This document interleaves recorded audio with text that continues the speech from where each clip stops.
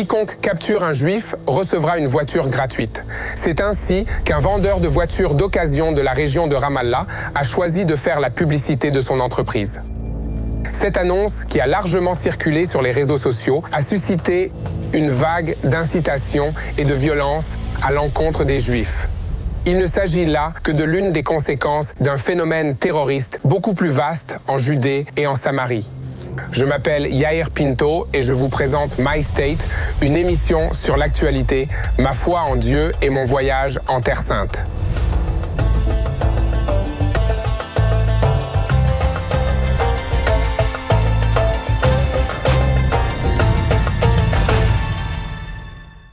Dans l'actuelle guerre épée de fer, le secteur de la Judée et de la Samarie est l'une des principales zones de conflit en dehors de la bande de Gaza. Depuis le 7 octobre, les organisations terroristes palestiniennes de Judée et de Samarie, en particulier le Hamas, cherchent à intensifier les tensions en semant le trouble dans l'opinion publique palestinienne. Pour ce faire, elles inondent les réseaux sociaux d'appels à sortir et à affronter les forces de l'armée israélienne. C'est ainsi que, peu après le début de la guerre, une vague de terreur s'est déclenchée dans toute la Judée et la Samarie. En conséquence, alors qu'Israël mène une guerre à Gaza dans le but de détruire le Hamas, il doit faire finalement de même dans toute la Judée et la Samarie. En fait, on peut dire que c'est le front dont personne ne parle. Tout le monde parle de Gaza et du Liban, mais personne ne parle de l'agitation extrême qui règne en Judée et en Samarie. Cette année, à l'approche du Ramadan, les responsables de la sécurité ont estimé que les organisations terroristes redoubleraient d'efforts pour perpétrer des attentats pendant la fête. Aujourd'hui, pour la première fois depuis la seconde intifada, les forces de défense israéliennes sont confrontées à une nouvelle réalité sécuritaire en Judée et en Samarie. L'Iran mène une guerre d'usure intense contre Israël par l'intermédiaire du Hamas et du djihad islamique.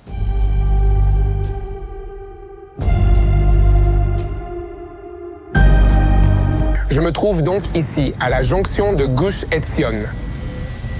Vous pouvez constater une forte présence militaire à cet endroit parce que des organisations terroristes ont commis de multiples attaques terroristes qui ont coûté la vie à des Israéliens ici même.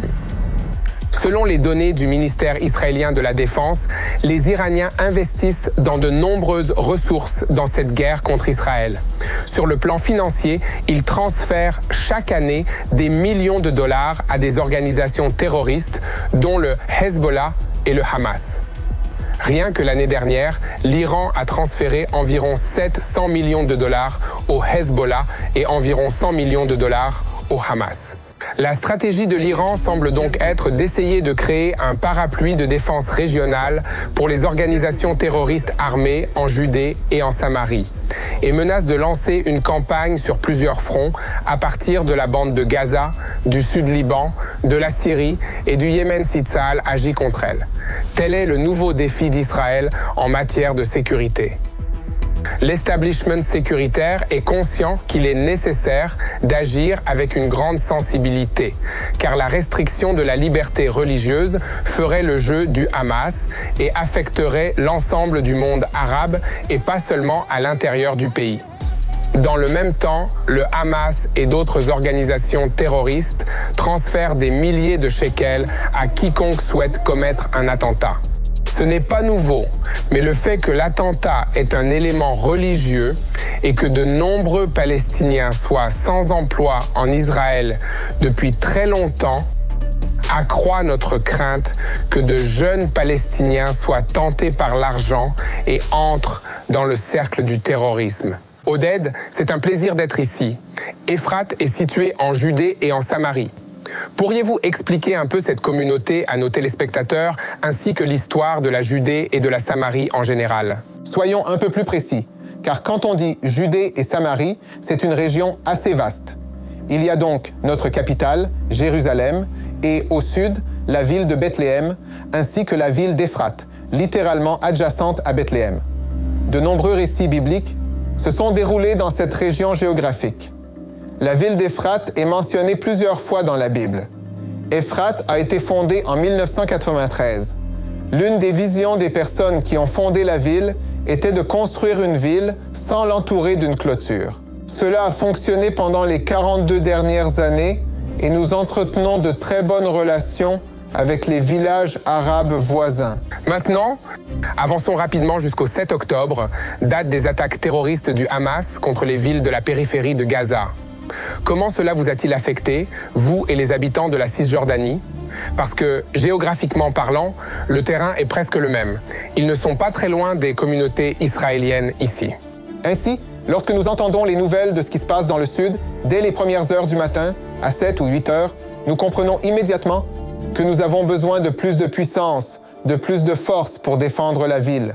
L'armée a apporté des forces supplémentaires et je dirais donc que depuis le 7 octobre, littéralement jusqu'à aujourd'hui, l'accent sur la sécurité n'a pas été mis de côté un seul instant. Les FDI ont toujours réagi en menant des opérations. Pendant la guerre, les FDI mènent constamment des opérations en Judée et en Samarie, notamment des arrestations, la confiscation d'armes et de fonds terroristes, des descentes dans les appartements de personnes recherchées, la destruction de laboratoires d'explosifs et la démolition de maisons de terroristes. Les FDI, pour déraciner l'infrastructure du Hamas en Cisjordanie, ont concentré leurs efforts sur les cellules étudiantes de l'organisation dans les universités des villes palestiniennes. Ces cellules sont appelées Koutalot. Ces cellules opèrent dans les universités de Hébron, de Birzeit, d'Aboudis et d'Al-Anja.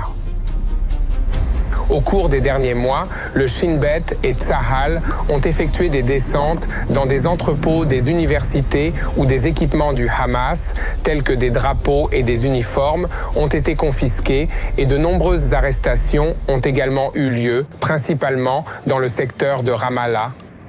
Ces institutions parrainent sans vergogne des cellules du Hamas et leur permettent d'opérer sous la couverture innocente d'une association d'étudiants.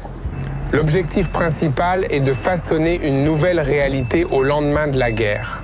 Le véritable champ de bataille, ce sont les étudiants.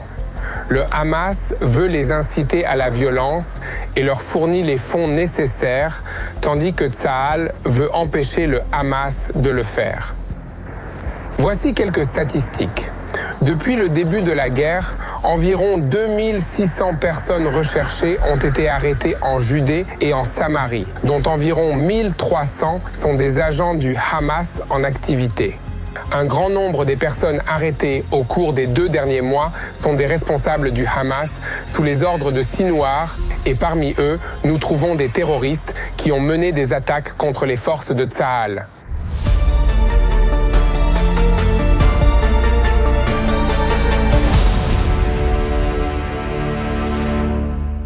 Le Shin Bet estime que la situation économique difficile est une autre raison de l'ébullition des tensions en Judée et en Samarie. Et il faut que vous compreniez qu'environ 120 000 travailleurs entrent habituellement chaque jour en Israël pour y travailler. Or, depuis le début de la guerre, ils ne peuvent plus le faire. Pour relever ce défi, Israël envisage un programme pilote visant à introduire progressivement plusieurs milliers de travailleurs par jour de Judée et de Samarie sur le territoire de l'État d'Israël. De nombreux membres du cabinet de sécurité craignent que les travailleurs palestiniens qui viendront travailler en Israël ne commettent des actes de vengeance à la suite de la guerre dans la bande de Gaza et à la suite de l'assassinat de Salah El-Harouri à Beyrouth. La tendance croissante d'attaques à la voiture bélier, de tirs à balles réels et de coups de couteau rendent difficile l'approbation de tels plans. Comme nous vous l'avons décrit dans un épisode précédent sur la Judée et la Samarie, la frontière entre la Jordanie et Israël est toujours violée et l'Iran continue d'y faire passer clandestinement des armes et d'autres munitions pour armer les groupes terroristes en Judée et en Samarie, y compris des armes standards et des explosifs. Vous pouvez donc constater comment toutes ces dynamiques se conjuguent pour créer une réalité très compliquée à laquelle l'establishment de la sécurité israélienne doit faire face.